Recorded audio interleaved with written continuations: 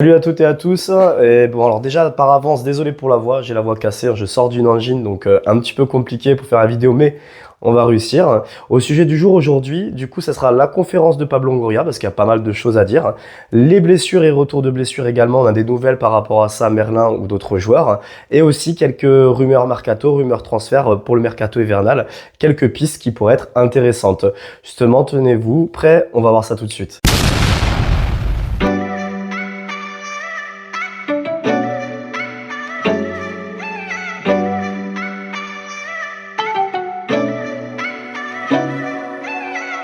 Du coup, on va déjà commencer par la conférence de Pablo Longoria, où il y a pas mal de choses qui ont été dites. Donc, on va parler de différents sujets. J'ai essayé de vous sélectionner les sujets vraiment principaux et très intéressants qui ont pu sortir de cette conférence de presse. Vous me direz si j'ai oublié peut-être quelques détails ou autres, mais j'ai vraiment essayé d'optimiser pour pas que ça fasse une trop grosse quantité d'informations non plus. Donc, du coup, il est revenu sur ses envies de départ après la fameuse réunion du septembre 2023. Je sais pas si vous vous en souvenez, il y avait une grosse réunion avec les supporters. Ça avait été un petit peu compliqué. Et en fait, il est revenu par rapport à ça. Il avait eu des envies de départ. Et en fait, voilà, ce qui ressort un petit peu du coup par rapport à par rapport à cette réunion. Bon, lui, ce qu'il a pu sortir, c'est qu'il représente quelque chose de plus grand que lui. Et il est bien conscient qu'il représente l'Olympique de Marseille. Donc il représente le club tout simplement et il veut pas se mettre et du coup il a compris je pense que de toute façon et je pense dans sa manière de fonctionner on voit qu'il fonctionne un petit peu comme ça qu'en fin de compte il va toujours mettre l'Olympique de Marseille au-dessus de lui et du coup il a conscience qu'il représente le club et les intérêts du club avant de représenter ses propres intérêts. Il a dit aussi dans cette conférence de presse qu'avec McCourt ils ont vraiment une volonté de bâtir quelque chose sur la durée. Et il a envie de prendre sa revanche. Donc ça, c'est plutôt intéressant parce que ça veut dire que, en effet, il a fait des erreurs. Et ce qu'il a envie, en tout cas, c'est vraiment surtout de prendre sa revanche. Et il est revanchard. Et en effet, autant la saison dernière, ça a été catastrophique. Par contre, c'est vrai que cette année, bon, faut quand même laisser du temps, mais c'est un projet justement qui se développe, donc qui commence. Donc on va laisser du temps, mais en tout cas, voir un Pablo Longoria qui est revanchard, c'est vrai que cette année sur les matchs, je le vois, il a retrouvé de sa passion autre, chose que certaines fois l'année dernière, on voyait qu'il n'était plus trop, il donnait vraiment cette impression de plus forcément être très intéressé encore et attaché au club. Et bien là, il a l'air d'avoir retrouvé de l'énergie et a envie d'être lancé sur un nouveau rythme, un nouveau cycle où il s'investit totalement à fond. Donc ça, j'aime plutôt bien ce genre de discours. Donc ce qui est bien intéressant aussi, on peut le remarquer, c'est qu'il reconnaît ses erreurs. Donc il reconnaît ses erreurs et insiste sur la stabilité à l'OM. Important parce que c'est vrai que sous Sampaoli, on a eu un entraîneur qui est resté un an, on a eu Tudor qui est resté à peine un an. Il y a eu la grosse erreur de casting, du coup justement Marcelino qui était problématique, ça a été une grosse erreur de casting. Et en fin de compte, bon là on a enchaîné les entraîneurs avec Gattuso, puis en fin de compte ça l'a pas fait. Après, du coup, il y a eu justement Jean-Louis Gasset. Bon, on a fini avec lui, mais on a vu la saison, comment on l'a terminé en étant 8e au classement. C'était vraiment pas fou. Donc, en effet, je suis d'accord avec lui. Il faut vraiment que le club retrouve une certaine stabilité. Laisser le temps aussi à l'entraîneur de développer son idée de jeu. C'est pas dès la première ou la deuxième défaite qu'on va virer l'entraîneur. En plus, il faut aussi qu'il ait un effectif assez conséquent mis à sa disposition qui peut aussi justement développer son projet de jeu, parce que Zezerbi, c'est ce qu'il va avoir besoin aussi. On a fait qu'un recrutement de mercato estival, il va en avoir un hivernal qui va arriver, on en parlera justement tout à l'heure avec quelques rumeurs transferts. Mais voilà, il faut lui laisser un petit temps de 2-3 ans, il y a un cycle qui se met en place. Donc important la qualification forcément en Ligue des Champions, ça par contre dès cette année c'est important, mais il faut laisser le temps au temps aussi, même si à Marseille on a très peu le temps, mais là il faudra un petit peu. Donc voilà, il veut vraiment se baser sur une base durable, une continuité aux hommes et aux projets, de ce qui ressort justement un petit peu. Il prend surtout en référence l'Atlético Madrid, donc de ce qu'il dit l'Atlético Madrid, comme il prend l'exemple de l'Atlético Madrid comme club idéal au développement d'un club. C'est vrai que l'Atlético Madrid n'était pas un des top clubs espagnols, mais petit à petit ils ont monté sous Simeone, ils ont vraiment de la stabilité. Maintenant, ils ont eu quand même la réussite qu'ils ont eue, on sait le niveau qu'ils ont actuellement, ça fait partie des top clubs quand même européens, donc il y a eu des années de construction, mais vraiment sur la durée, ils ont en fait réussi à développer ce club et en fait de manière durable à le maintenir en haut du classement et quand même dans les équipes importantes qui comptent pour la Ligue des Champions. Donc je pense qu'il s'est vraiment basé aussi sur cette équipe-là et en effet on voit que sur un projet à long terme comme d'autres clubs, on peut dire Liverpool par exemple avec Klopp, après Après, Liverpool existait quand même déjà avant. Je veux pas dire que l'Atlético Madrid n'existait pas avant, mais il faisait pas partie non plus des top clubs européens et espagnols. Et là, il a vraiment monté progressivement en ayant une stabilité. Et c'est vrai que c'est un bon exemple. Bon, après, je suis pas forcément fan du jeu proposé, mais c'est un bon exemple en tout cas de club au niveau stabilité. Il a conscience qu'il a commis des erreurs, donc ça c'est important, stratégique, en ayant des ambitions à très court terme. Donc je pense que peut-être là-dessus, quand il parle d'ambition à très court terme, il veut peut-être dire à un moment donné, il a pensé au très court terme, donc faire plusieurs fois des prêts sans option d'achat, juste un joueur se faire prêter d'un an, comme on a pu connaître avec Saliba, avec Sampaoli, et il repart sans option d'achat. Voilà certains joueurs comme ça où en fin de compte sur l'instant T c'est bien mais on les repère l'année qui suit. Court terme parce que par rapport aux entraîneurs également on était sur du court terme. Donc je pense qu'il y a plusieurs sujets par rapport à ça dont il voulait parler et je pense que c'est une globalité et ça c'est bien qu'il en prenne conscience et en effet ça va être quand même bien de pouvoir se projeter sur une stabilité au niveau du club, que ça soit au niveau des entraîneurs, du staff technique, des personnes qui sont autour du club pour justement pouvoir se projeter à l'avenir. Et c'est vrai qu'avec des mecs comme Benassia, comme Longoria, comme Deserbi, puis tout l'entourage aussi qu'il y a autour.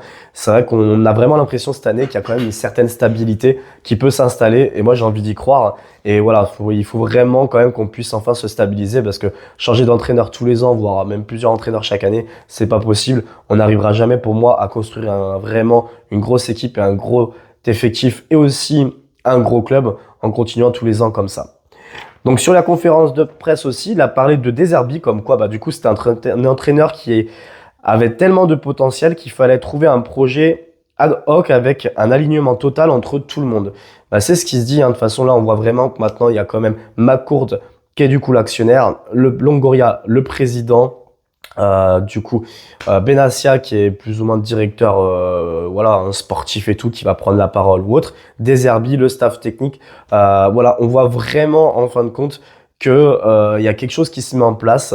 Il y a plusieurs postes, on voit que les hiérarchies, les postes sont bien définis, qu'on leur va laisser certainement aussi de la stabilité et qu'en fin de compte, ils sont soudés et qu'il n'y a pas forcément de petites guéguerres à l'intérieur du club où ils ont quand même ils donnent l'impression en tout cas de vouloir aller dans le même sens et se diriger tous dans le même sens. Donc ça, c'est plutôt positif.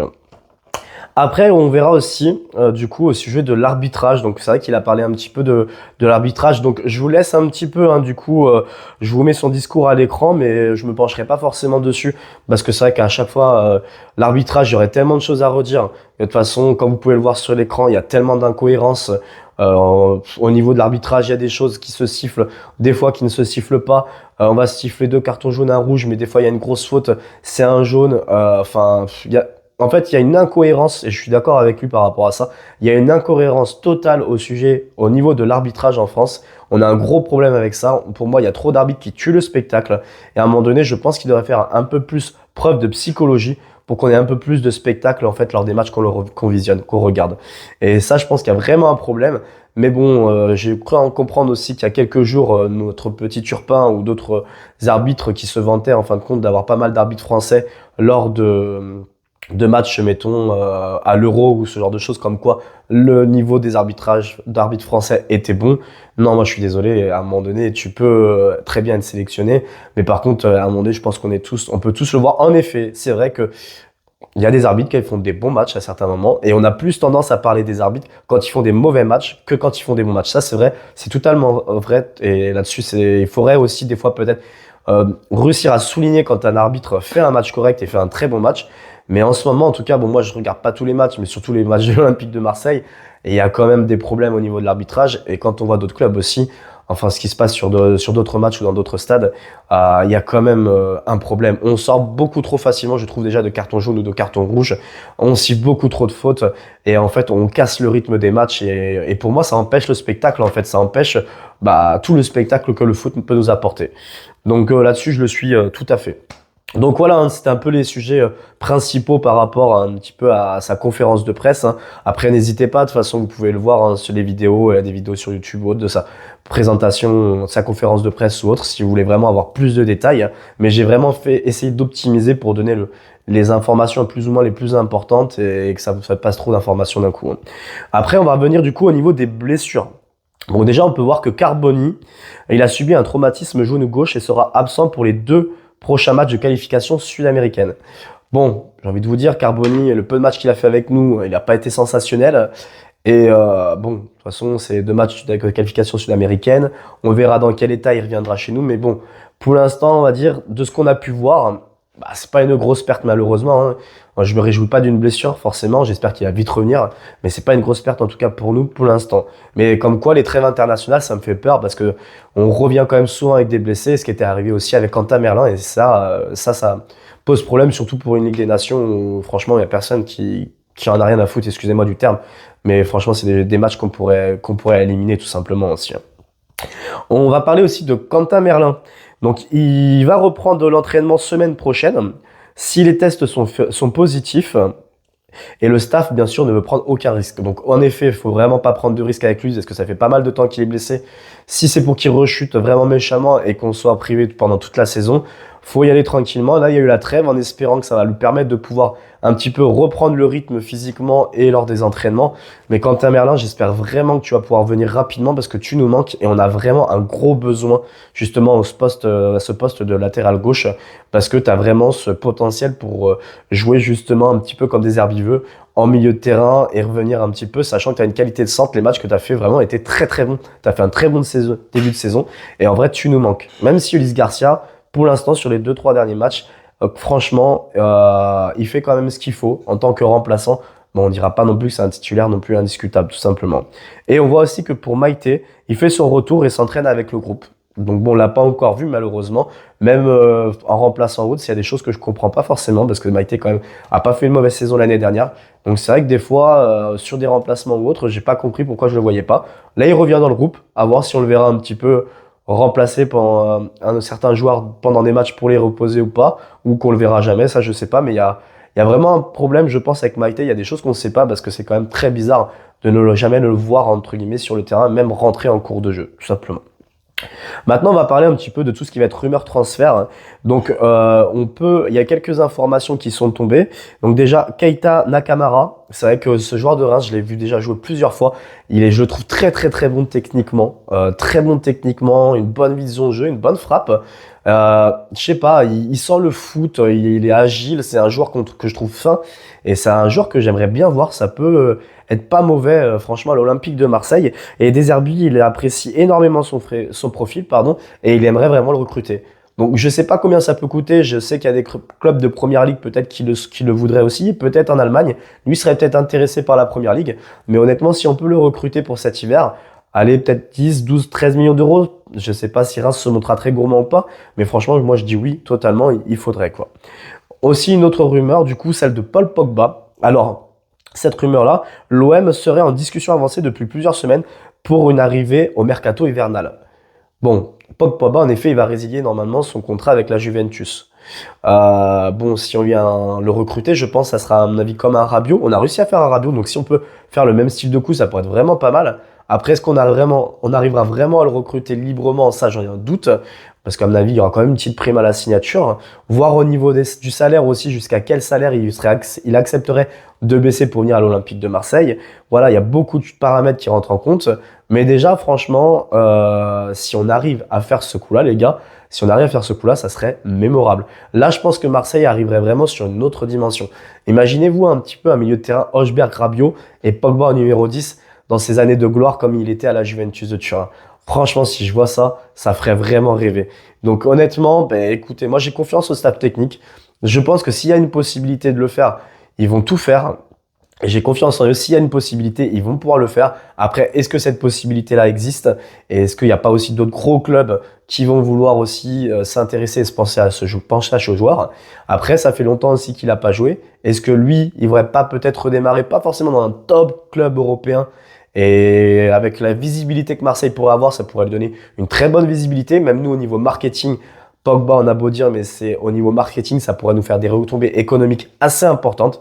Donc en fait, pour moi, c'est vrai que Pogba, l'Olympique de Marseille, je trouverais vraiment que c'est un mariage parfait. Ça pourrait vraiment être top. Et s'il y a juste une pourcentage de chance qu'on puisse le faire, faut pas réfléchir, faut foncer, hein. faut foncer tout simplement. Donc voilà, c'était un petit peu les actualités, hein. C'est la trêve, donc il n'y a pas forcément toujours beaucoup d'informations. Les quelques actualités que j'ai pu voir et puis du coup, bah, vous faire partager un petit peu. Donc voilà, en tout cas, n'hésitez surtout pas, hein, un petit pouce bleu, abonnez-vous à la chaîne, partagez, ça donne toujours un petit peu de force. Et puis bah, de toute façon, on se voit lors de la prochaine vidéo. Ciao!